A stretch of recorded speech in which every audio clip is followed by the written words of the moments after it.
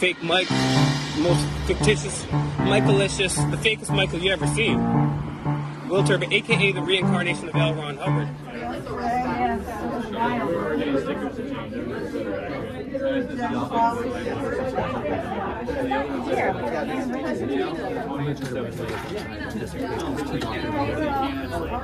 Was recently in DC, and I confronted a bunch of politicians, and they don't even know what's going on. Everyone's waving the flag of Ukraine, but also we have what's going on in Yemen. And I want to thank you, because most people don't understand the War Powers Act that has to be declared by Congress. So thank you for that. I also want to say we've been trying it for 5 years to get that.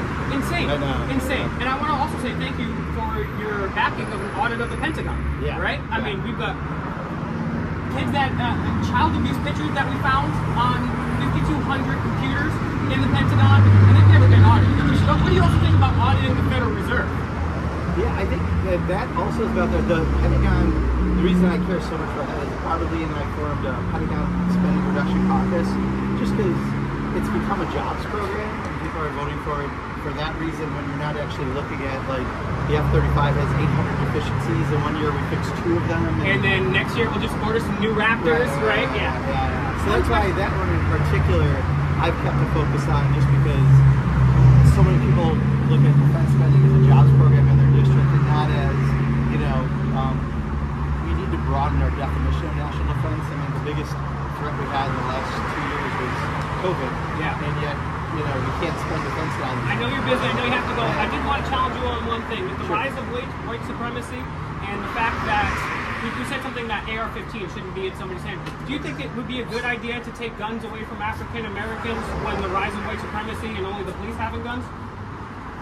I'm sorry, I had a call in my no, it's okay, that's fine. Again, thank you for what you said about Yemen, also about the Pentagon. Totally agree with you there. I just think we shouldn't be taking weapons away from African Americans with the rise of white supremacy. In fairness, he's been talking to me. This is a tough question. I gave him compliments, but I just always want to see what I have to say. That's fine. Could you give me one question? Yeah, or anything, just disarming black Americans with the rise of white supremacy. What's your thought? I don't think most people use AR-15s either for personal protection or for hunting, which is another argument I hear by me. So I think mostly we've seen them used in these, you know, attacks that kill lots of people. And so I'm quite comfortable going back to the period that we had where we had guns. Okay, I respectfully disagree with you there. And also, the last thing I would say to you is what's happening in Ukraine is proof that citizens should be armed, right? And the Black Panthers were a great example of that. Thank you for what you're doing in Yemen. I disagree with you on that, but I do agree in Yemen. Thank you very much. You have a great day, sir. Yeah, you too. God bless you. Also, please, sir, if AR-15, okay, be respectful, ma'am. If AR-15s get taken away, criminals are still gonna go get it. You're only punishing the law-abiding citizens, sir. Heroin's illegal. Drug addicts still go get it. Whatever you believe in, let it bless you. I mean, you're only gonna penalize the good people. That's my only problem. I'm not a Democrat or a Republican. That's my only problem with the Democrats is I think everybody should be armed. That's what the Black Panthers thought, right? I think with the rise of white supremacy, letting only the government have, the cops have guns. I think we should all just imagine if the criminal breaks into your home with an AR-15. Do you think do you think you're gonna beat him with a regular gun? And you know you're not gonna call the cops, right? Because the cops can only solve 2% of major crimes.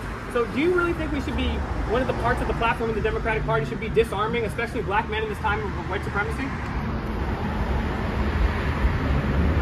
That's a hugely intersectional issue. You know? How so? I don't know what you mean. We're talking firearms crime, you know, and crime relates to economics too. That's absolutely true. And that's absolutely true. And race and sociology and American history. And so, yeah, I think there's not a sound biteable answer to that. I appreciate that, and thank you very much. Yeah. And like I told Mark, I love what he's doing, trying to audit the Pentagon. He's the only Mother Hubbard, except for Barbara Lee, talking about the illegal, unconstitutional war in Yemen. So thank you very much for your time, and I hope you have a great day, sir. Yeah, you know, I don't speak for the campaign or anything, but one of the things I like about Maxwell, he's been fairly open-minded, intellectually curious person too, and it's all about the conversation. I agree, and having that openness and also promoting youth and diversity is something I totally agree with. So thank you so much, man. You have a great day. Keep up the great work. Have a good night. You too.